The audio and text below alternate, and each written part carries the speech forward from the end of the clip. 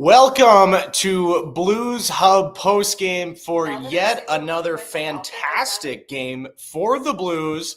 And to me, it seemed like it had a little bit of a rocky start, had some adversity, and then all of a sudden it flipped right back on to how the Blues are playing here in these past four games. Jacob Stanoch with you alongside Thomas Welch, who's got one heck of a Mardi Gras outfit. And I thought I was underdressed, and I'm currently in Colombia right now, and I don't really have much. And as soon as he came on, definitely got a little jealous. Yeah, I didn't mean to put that pressure on you, but I was in the Mardi Gras parade today, so it's been a heck of a day. I got to see a bunch of people yelling out. They follow me on Twitter, so that was cool. Chucking some beads into the crowd, hanging out with the coolest fans in the United States of America in St. Louis, and to cap it off with a Blues win, like you said, 4-1 victory against the Kings, 4 games in a row for the first time this season. Blues off push, dude. It feels great right now. It's the wagon is rolling. There's a lot to take in tonight. This is another spot because the more they win, the more questions that rise about how this season will begin to end. And obviously that all starts with the trade deadline. That's coming up. We'll have a talk about that. We'll also talk about what the mentality could be if the Blues keep winning. Right now, I got tabs on the Vancouver-Seattle game. They're in the first period. Blues right now, at the moment, pending the next 2 periods in Seattle, are 1 point behind the wildcard spot, behind Vancouver, who sit 2-1 up on the Kraken. But let's talk about tonight's game. 4-1 final score. Blues get the win. There's been a lot of questions. Again, they continue to play a fairly complete game. But I thought today it seemed a little bit different from the get-go.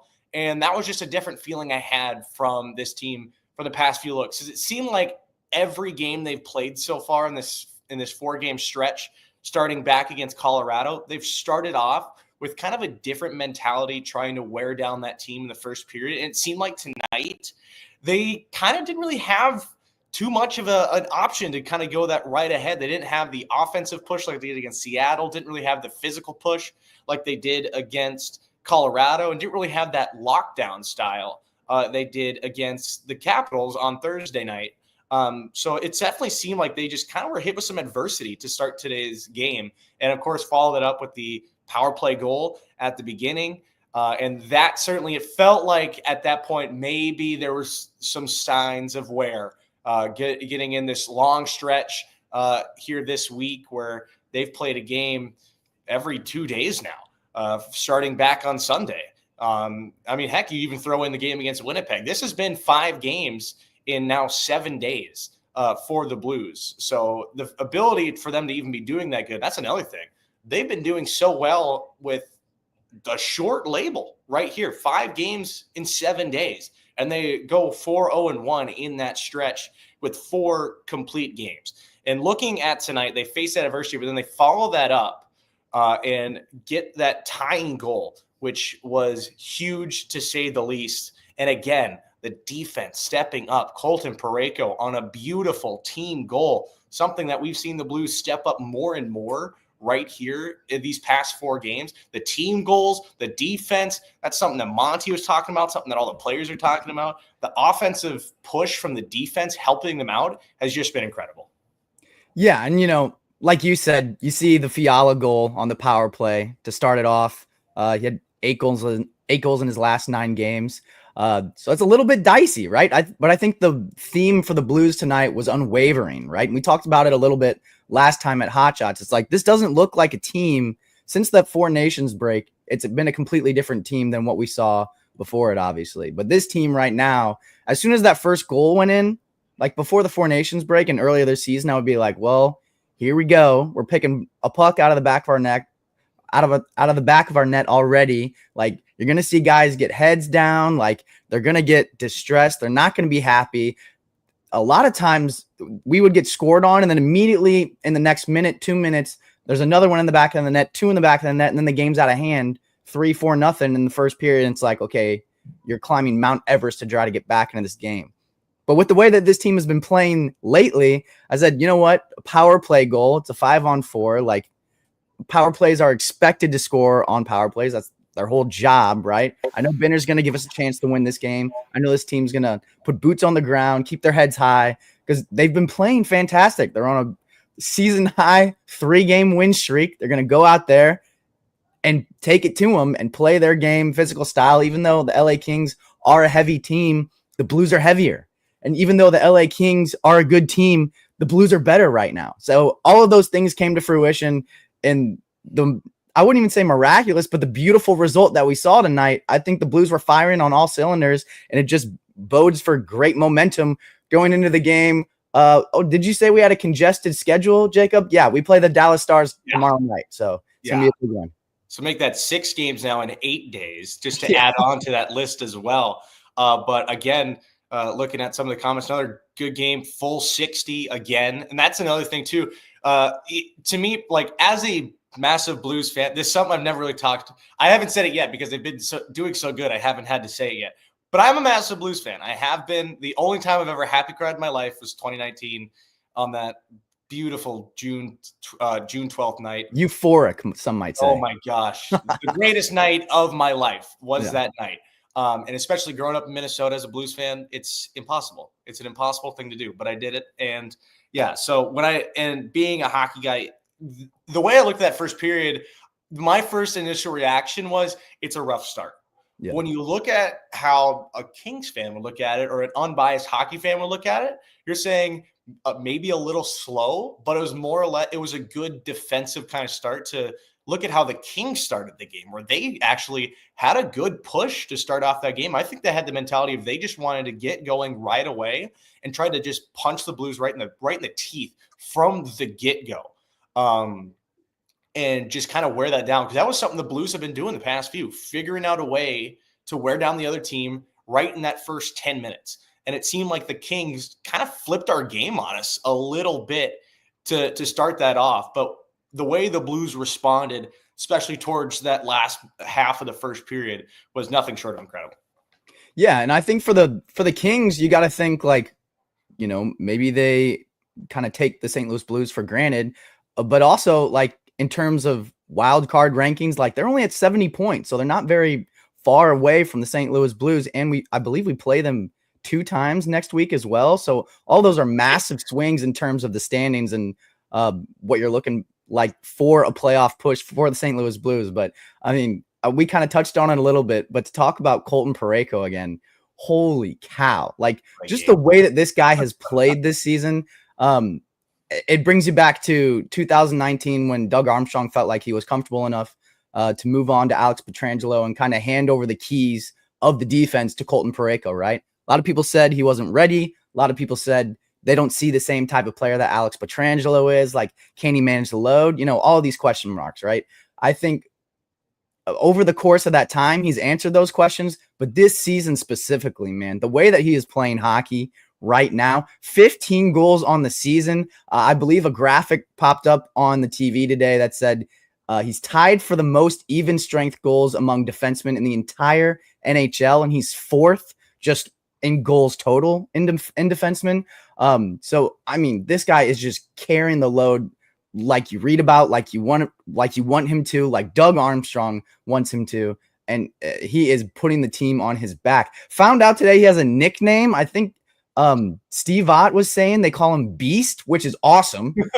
So just marketability of him just skyrocketed. And I think the way that he's playing right now, like if he continues to play this way, not only for the rest of this season, because that's a short sample size, but let's say it seeps into next season and goes the full extent of next season. I mean, there's a world where we're looking at Colton Pareko as the face of the St. Louis Blues and not Robert Thomas. That's crazy. But he's playing out of his mind hockey right now. I mean, I certainly had to agree. I remember going all the way back before the beginning of the season and listening to the radio. And the question was if Colton Pareko was even going to score maybe 10 goals in the season. And they were doing maybe like giving him like some odds or like a money line of like plus like 500 of his odds to score just 10 goals this season. Because he historically has not had success defensively scoring. I think he's always been a very good defender, just hasn't put up the points. Obviously something that not a lot of people, and I don't want to call people out for this, but not a lot of people, just see defensemen and say, hey, it's a good defensive player. It doesn't matter if he's putting up goals or assists, but he's playing good defense, and that's why he's on the team. A lot of people rely on points, maybe even some sports writers that vote for things in the NHL. Give me names. We'll tag them. Don't want to call anyone out, but the way that Colton Pareko has just been playing, and he's adapted so well in this style of offense the Blues have been running, with the defense pushing up more in that offensive push. And it's not just him that we're seeing reaping the benefits either. We're seeing Fowler get on it. We're seeing even Justin Falk. Obviously, he's not putting up the numbers, and that's another thing that people are saying. Justin Falk, he's a guy I like because he's a reliable defenseman. Doesn't put up numbers, but he's a reliable defenseman. But we saw it today. He actually had some good looks. Didn't get it on a score sheet, but he had some good looks on net. Had a couple of opportunities turned away, and just how Pareko has just been just fitting into that basically the key in the slot of this new style of push-up offense, getting that defense higher up into the rush. It's a perfect fit. That's really all it is. Yeah, and I think it's a mixture of the forwards playing like with more of a mindset defensively, right? And then the defensemen playing more with a mindset offensively, right? Because they talked about on the broadcast, like you said, like the defenseman jumping into the rush, like we talked about at Hot Shots, like that was something that was very beneficial for the 2019 team. And really, I think this team that we have right now, their defensive core, has better skaters specifically than the 2019 team. So this new mindset shift to like, hey, we've got really good skaters on our defense core. Maybe we should let them skate a little bit more, even without the puck. It makes sense in my mind, and obviously it's made sense in Jim Montgomery's mind. He's like, maybe that's somewhere we can create mismatches, get Colton Pareko and some more opportunities to score. And the dude cannot miss right now. I don't know what his shooting percentage, but it feels it's like 50%. So it's just utilizing the players that he has and saying, okay, what are these guys good at? Where can we create mismatches across the board? I mean, we saw Jordan Kyrou tonight create a scoring chance. It didn't go in, right? The Kings got the puck. He went and laid a hit. Jordan Kyrou laid a hit on somebody, which does not happen very often this season. Creates separation. Braden Shen retrieves the puck, slings it back over to Kyrou, who gets the assist on one of the goals. I believe it was Buchnevich. Holloway's, yeah. But it's just little things like that where it's like all these guys are piecing it together. You've got young enough players. Pareko's goal that he got the assist on. It was Pareko from Kyrou and Holloway. Yeah, it was Holloway's beautiful. Last one was Suter from Shen, but still, I'm sure that Holloway goal. If there was a third assist, I think Kyrou was in on that. I'm fairly confident. So it's just that all revolving, all encompassing. Everybody's going in, right? It's not like one person. I mean, Colton Pareko is obviously playing great. Pavel Buchnevich extended his goal streak. Robert Thomas is on a point streak and an assist streak. I think he tied Doug Gilmour for one of the longest assist streaks in Blues franchise history. So obviously there are guys that are performing better than others, but there's no one that I would say is a weak link right now. Like everybody's pulling their weight, everybody's doing their job and their role in the success of this team. And that's why they've won 4 games in a row and hopefully 5 tomorrow night against the Dallas Stars. Yeah, I mean, you talk about players being in that role. I mean, take a look at the checking line of that fourth line. Foxa, Walker down there. The ability of what they have done these past few games, especially of just setting the tone, but also creating offensive chances. It's something that they've sneakily done all season, but we've seen it more prevalent here in this streak where they will start off the game, that first period, and even sometimes leaching into that second period, where they continue to be just that pesky physical presence whenever they get to touch the ice. But that third period, Walker had a chance. He had a couple of chances, if I'm not wrong. Mm-hmm. There was a couple of good chances. Foxa had a couple of good looks. There was multiple opportunities created by that fourth line who just overall been stepping up more and more, not putting up the numbers, like I said, not putting up as many numbers, but still making their presence known, making an impact on the game. Yeah, and I think I was looking at stats the other day, just wondering, like, physicality and all those things. And I was like, if I had to guess, I would assume that the the player leading the St. Louis Blues in hits right now would be Braden Shen. He's the captain of the team. He plays like physicality. He's an enforcer, like he's banging bodies left and right, right? And then I went and looked, and it's Nathan Walker by like 40 hits, like not even close. He's a clear-cut divide above Braden Shen. He's got like 200 hits on the season, and I'm like, dude, it is phenomenal. Like Dylan Holloway is out there banging bodies at a decent clip. Obviously, we know the physicality that Jake Neighbors brings, but it's all of those things taken into consideration. Like it's not like one-sided players. Really, I mean, like we said, Jordan Kyrou's going out there banging bodies tonight. So even the players that like, you don't think of physicality as the first thing when you think of how they play, they're still doing everything that they can to lead this team to a victory. And that's what you need is the buy-in. And Jim Montgomery has got that to a T right now because he's putting these players in positions to succeed like we wanted him to. And that's why, Doug Armstrong saw he was available, was like, we need to stop everything, stop the paper, stop everything. Sorry, Bannister, we love you, but this guy is the man. And we brought him in, and he's almost completely turned this team around on like a 180 in a very short amount of time, which is awesome. Yeah, I will say, I think that was the first time I've ever seen a coach hired purely not because a team needed a coach, but because they just wanted him more than the guy they had. Yeah, that's the first time I think I've ever seen that across every single sports league in the history of me being conscious as a person. But take a look at some of the stats from this game today.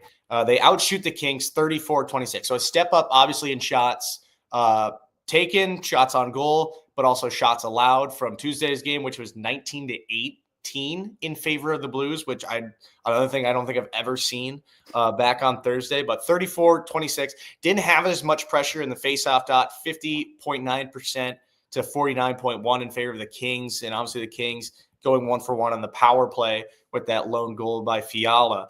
But defensively, looking at the numbers, 34 hits to just 25 for the Kings, block shots 20-10, and takeaways 6-1 in favor of St. Louis. And obviously we talk about the goals, Pareko, Buchnevich getting in. Bolduc, another goal for him, 3 goals now in 3 games. Such a pretty goal, too. Yeah, on the B-way, just clean as you like, just beats the goalie by a mile. And then Holloway with that snipe from the slot, high up in the slot. Wasn't really – I think that's one that Riddick wanted back, to be honest. I think it hit off the bottom of his glove. But either way, it goes in. But to talk about the defensive side, I want to talk about the Buchnevich goal, but we'll get to that in a second. But talk about the defensive side for this Blues team. That has been something that they have been notorious for. They're gritty, defensive hockey, and it has been showing more and more. And tonight, now 20 block shots alongside 34 hits. I mean, they're creating offense out of defense. And today, unlike Thursday, where they were just capitalizing out of every opportunity they got, every grade A scoring chance, it felt like they would score every single one of those. Tonight, they created a lot more chances offensively, but they did that defensively. Yeah, and I think it goes back to the forwards. Like, obviously, the defense, is doing their job. Colton Pareko is doing his job, and they're going to go in there. But I think a lot of the defensive play of the forwards specifically is effort, right? So if like you're losing games, you're losing 2 in a row, 3 in a row, right? You're below 500 on the season. Like, I get it. Like, I'm going out there. We're down 3-0. Like, I'm not going to back check. Like, I'm gassed. I'm tired. We're not going to win this game. I want to save my legs and go out there next game and try again. Like, I get it.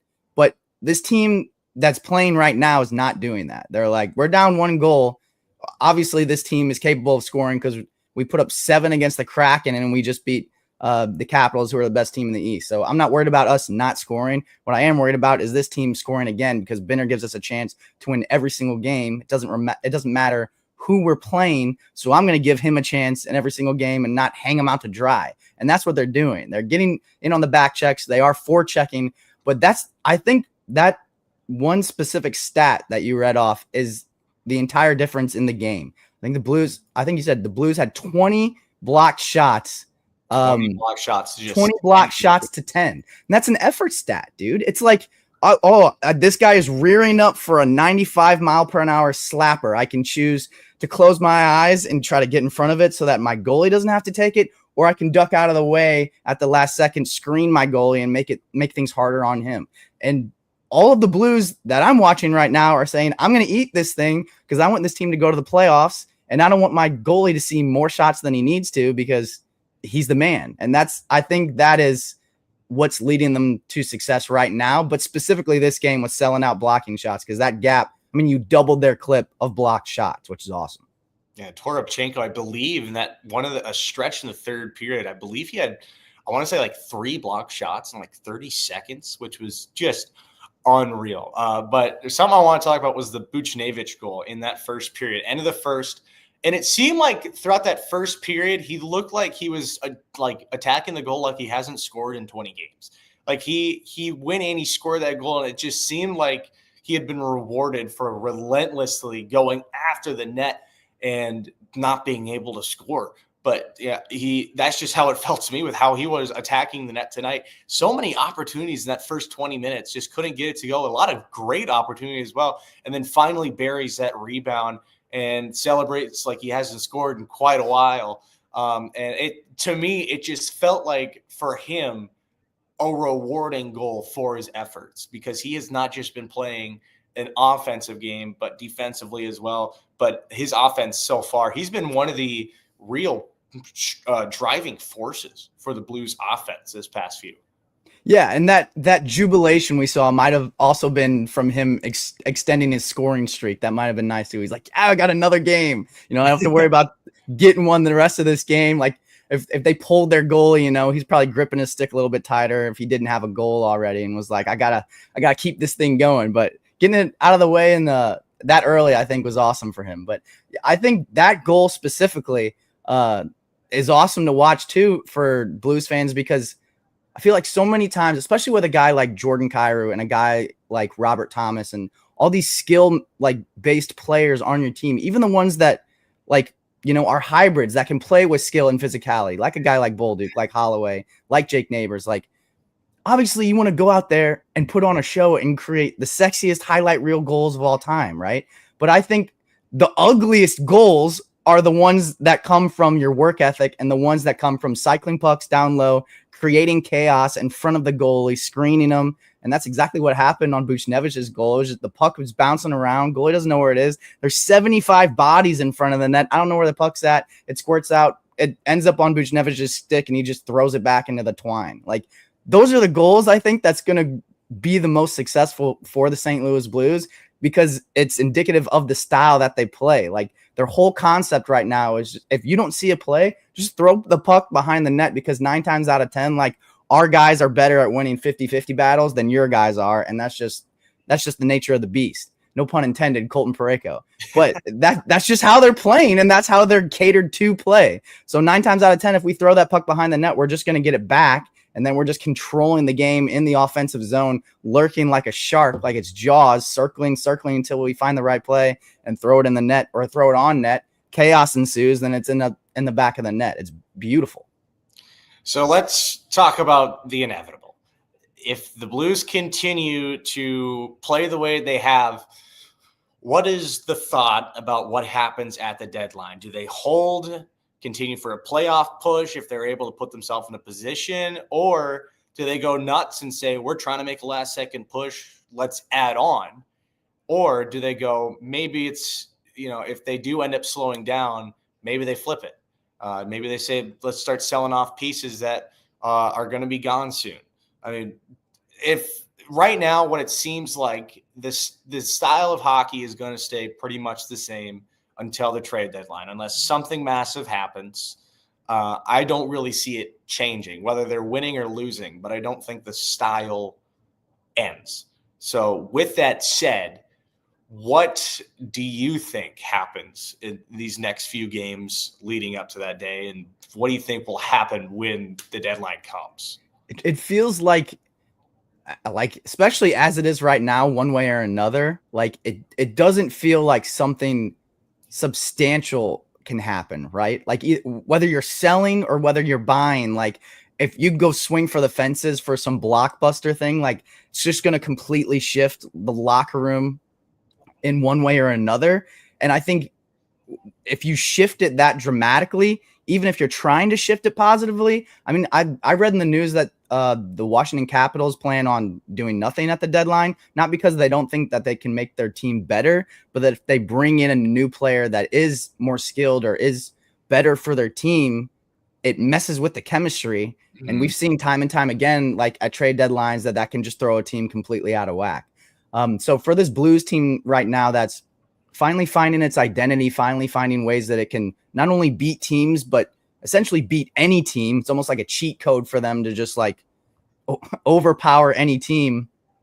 I'd be hard pressed to see like Doug Armstrong be like, this is a perfect time to trade the captain of our squad. You know what I'm saying? Like one of the most physical players on our team, the ride or dies, that's been here forever, that's got the veteran experience, that knows what it's like to win a Stanley Cup and wants to go win another one. I don't care if it's Toronto. I don't care if they're throwing Ovechkin at you. Like it would just be tough at any rate to trade Braden Shen right now. That being said, like a smaller move, something like a third line center, right? Or like or a second line center. And then you move Braden Shen down into like a third line, more checking role. That could kind of round out your team, or even like a right-handed defenseman, something like that. Like you're not going to go out and get like, well, what if we just copy paste Colton Pareko and then go get Seth Jones who just got traded today? Like, I don't think the Blues were ever in play for something like that, like significant, but more of like a secondary, like tertiary, like complementary piece, I think makes the most sense for them at this point. Yeah, I kind of talk about that Seth Jones trade a little bit. I did not get that trade. That was obviously, like I said before, I'm not like into the whole hockey business side, but me looking at that to the pieces moved for what, it seemed a little lopsided to me. I thought the Blackhawks. And it sucks now because I'm like, Spencer Knight looks like a good goalie, and now he's on the Blackhawks. That's what I was saying. And they got a first. Like, okay, let's just help out Chicago. That's fine. Yeah, used to that, right? It definitely seemed like recently they've just been trying to get rid of Jones. He's been a piece, like a talking piece, the past couple of, he's been a piece every now and then. I think he was even a talking piece last year, if I remember right. Yeah. In that interview the other day, he was like, yeah, this sucks. I don't like losing. And they were like, I think he was like asking to get out of there pretty much. And the only way you're going to do that was retain salary. So that makes sense too. But yeah, it still felt the return was lopsided to me. Definitely. Yeah, but looking at, like you said, that whole like Capitals ideal of not trying to mess up the locker room.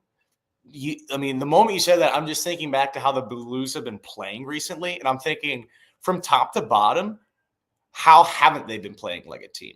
How haven't they made, scored goals like a team? Who hasn't been working together? Because I feel like right now, and I think that's especially why they haven't changed up anything since the Winnipeg series, despite signing Tucker, who, note on that, very good signing in my opinion. I think he'll be very, very solid once he gets his wheels underneath him. Yep. Tidy business, I would say. Yeah. I think Tucker will be very good coming up once he gets some good minutes. But we'll save that more for tomorrow's show. Like you said, kind of trying to find that, or not trying to mess up the locker room. I think really any move could just throw it out of whack, because to me, they've had so many instances where they've played like a team going after each other. I mean, even see the little things of Jake Neighbors tonight towards the end of a period. I believe it was after the first period where they flipped in a puck at the like maybe half a second after the buzzer. I believe it was Fiala who flipped it in, trying to get it on net, and he took exception to it. And that just, you see where obviously it's, it's the little things, but you're sticking up for your goaltender in a way when you do stuff like that. And you're also sticking up for the rest of your team, trying to set the tone as well. Jordan Kyrou sticking up for himself too. That was awesome to see. That was something you never see. They panned back over to him. I'm thinking Kyrou's actually mad for once. I don't know. Yeah, that was sweet. Mad, and he was pushing and shoving, but you can see that where they're getting, they're up 4-1. Guys who don't really care about the team, or guys who don't really, care about what's going on, they would just let that go. But I think that's those little things again. Even though you're kind of sticking up for yourself, Kyrie's in a spot like that where he's usually never is, and he's still trying to stick up for himself and make sure, stuff like that doesn't go on for the rest of the game. And those are huge for this team. And they have been playing like a team. The line combinations have just been working excellent. We've seen how Kyrie's been working with Holloway and Shen, which has just been amazing. The space that they have given him to work, plus Shen with his playmaking abilities and still being a gritty forward. And then, you look at with the Thomas line up with Buchnevich and what they're able to do. And those combinations have just been nothing short of perfection from Monty. And I think they have finally cracked the code for what they need this season, if hopefully not too late. Yeah. And I think the biggest point with that is, watching the play of Pavel Buchnevich lately has been awesome to watch, because it feels like throughout the course of this season, he's kind of struggled, right? Like early on in this season, felt like, we saw it a little bit tonight, but he was missing a lot more chances. He found the back of the net tonight, but it felt like he was missing chances, just kind of all over the place. Like the point total wasn't there. He had just signed the new contract. Obviously, there's pressure that comes with that, and people are like, "Where's the player that we paid for?" Like I'm sure Doug Armstrong's thinking that. I'm sure the media's thinking that, and hearing all these voices, and then there was trade talks too. Like I could see why he's getting overwhelmed and all of that. But the way that he's playing right now, like at the end of the day, the St. Louis Blues need Pavel Buchnevich at his best to not only make the playoffs, but to potentially make a deep run in the playoffs. So to see him playing like he is right now in the point streak and finding the net tonight, in the chemistry that he's got with Robert Thomas and those top line guys, is exactly what you want to see from this team and Pavel Buchnevich in specifically. There you go. Yeah. And talking about, obviously, like you mentioned, that new contract, I think that was the one thing that the Blues did do quite a bit of re-signing players, making sure that they stick around over the offseason. And they had that slow start to the year. And then immediately you go from the expectations to, what's wrong with the team? And then come December, you're already talking about what can we get for instead of this person? What can we get for this guy? What can we do this or this? And clearly that doesn't help out a team. But, like you said, those high expectations, and everything from these past years of pretty much saying, like you said, like, where is the player that we paid for? And it's finally showing. And it's slowly picked it up more and more. And it's fantastic to see. It really is. And I think part of it too, like I said earlier, the line combinations have also kind of awoken some of that play from a lot of these players. And I think one of the biggest emphasis, obviously Kyrie was still producing, but for some reason, he just seems a lot better with this combo with him, Shen, and Holloway. And then obviously Binner, that after Four Nations, getting the entire nation of Canada getting to believe in him after a long time of not believing in him.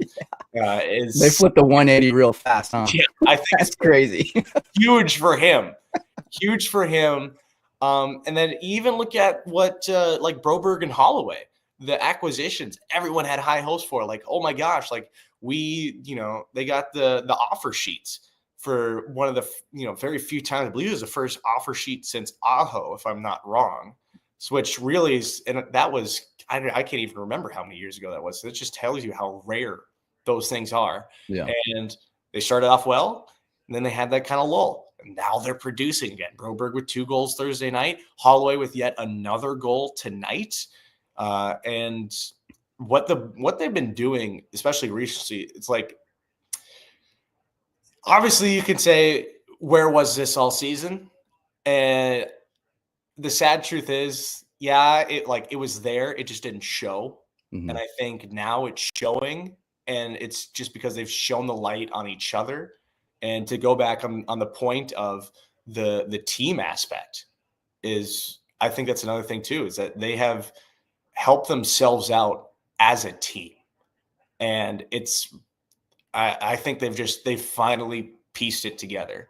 And yeah, I think that's pretty much how it is these past few games. They come out of the Four Nations, they get that break, and they've pieced the things together. They've helped each other out. They're playing as a team. That's exactly what you want to see at St. Louis Blues hockey. Yeah, and I definitely, for me, I think you take into consideration like the momentum too, right? Because the biggest thing that I always hear about with specifically young players in the NHL and coming up and trying to get their feet wet and develop them correctly is you have to establish confidence in them, right? Like, so the Blues obviously in rebuilding have a bunch of young players right now, like Broberg and Holloway and Neighbors and Bolduc, and like those guys are all studs. Like, we just saw a Bolduc goal today, and I was like, is that Jordan Kyrou? No, it's the guy that's 22 years old that's like barely got his feet wet in the league, just blazing down the ice by himself and just beats him clean. Yeah, it's gorgeous. But it's easy for those guys to be like, go out, like if he scores, but then, you know, the next shift, he's just getting beat like a rented mule by like Kopitar or something. It's like, okay, like my confidence just plummets. But I think the revolving factor around confidence for any of these players, specifically for the Blues, because they don't want any individual contractors, right? They don't want players that are like, well, I'm getting my points. I don't care about the rest of you guys or whatever. Like, all these players essentially care about winning games, right? So like if you're going out and getting points, but then also you're winning games, specifically 4 games in a row, it's a lot easier for everyone to feel better about themselves, their play, not grip the stick so tight and go out and play a looser game and a better game because of that. And I think partially that is also included in why we're seeing the results we see right now. Taking a look, Caleb Rorden taking plus 15,000 for the Blues to win the Cup. Spend $50 on worse. Yeah, I mean, I definitely spent $50 on worse than that. I'd say lock it in. I wouldn't. Listen. I'm optimistic, but also a realist. But hey, if they make a deep playoff push with how they've been playing, you never know. Shades of 2019. It's possible. It's possible. You know, maybe we get Gloria back. I don't know. Maybe you get Ryan O'Reilly back. Oh gosh, that's your third line center. That's crazy. That would be the one instance where I think maybe that wouldn't mess up the locker room. Yeah, because he's been in there. A lot of guys know him. Oh yeah. The question is though, what do you give up for him? Right. That's the thing. Well, I feel like the Preds are having a yard sale, so maybe not so much. Well, after Stamkos scored an own goal today, wow. His first goal in like 20 games, and it's in his own net. That's tough. Oh, gosh. I saw an Instagram post showing him scoring another own goal empty netter about 10 years ago from the same corner for the Lightning. Oh, my gosh. It was yikes.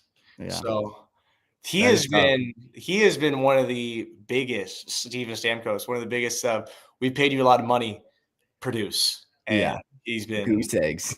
Yeah. Yeah. They're definitely saying not what we meant for us. Yeah. But I think the biggest thing with the Blues in a playoff push and winning a Stanley Cup, like, it's crazy to me that, I mean, we're essentially like a little bit above 500 right now, if not right around there. But at any given point in the season, if you're close to making the playoffs for the St. Louis Blues specifically, you're almost just as close to winning the Stanley Cup just because of Jordan Binnington. Like, it's hilarious how, like, for hockey specifically, you can just have one goalie, like, put your team on the back and just carry you to, like, one of the most difficult trophies to win in all of sports. Like, that's awesome. The fact that we have a goalie that's capable of doing that on our team right now. So that has to just get you excited as a Blues fan, because if you get in the dance, like, you have a chance. And that's not the case for probably 90% of the NHL. I mean, we had those conversations about Jake Allen. Like, we would make the playoffs every year, and then, you know, Jake would have a great series, and we're like, oh yeah, this is the one. And then we lose in 4 on the next one. It's like, dude, how can we not get over this hump? And then immediately Jordan Binnington comes in and just, I mean, lights out left and right. And we're like, oh, this is what it looks like. That's insane. Gave me flashbacks to 2016 through 2018, just thinking about those days staying up super late. I remember specifically a Minnesota Wild series that Jake Allen went absolutely nuclear on. that was awesome. I went to one of those games and I was like, I don't think he's letting in anything today. Oh, And he boy. didn't. Man, Allen was so a goaltender. I think that's just really the best way to put it. Well, the Blues, with this win, they now are 29, 26, and 6. They currently sit 1 point behind Vancouver in the wild card spot. Vancouver right now 3-2 up on Seattle. If you saw me make a face, it's because that third goal was Dakota Joshua scoring a nasty goal. So stab in the heart right there a little bit. Yeah.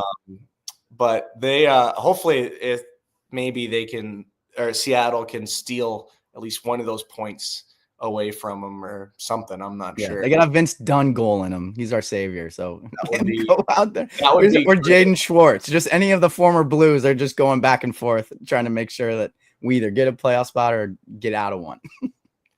So the Blues after this, like we mentioned, they will be on the road continuing on here in the West as they will go down to Texas to take on Dallas. Then they get a incredibly short break before heading out to the sun, or not the Sunshine State, the Golden State, that is, in 2 games against the Kings again.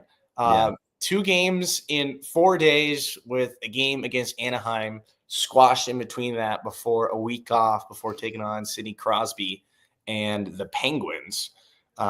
So a good stretch coming forward. So just to kind of wrap it up here, what would you say are the expectations for this road trip against obviously the Stars, who have been doing very well this season, second in the Central right now?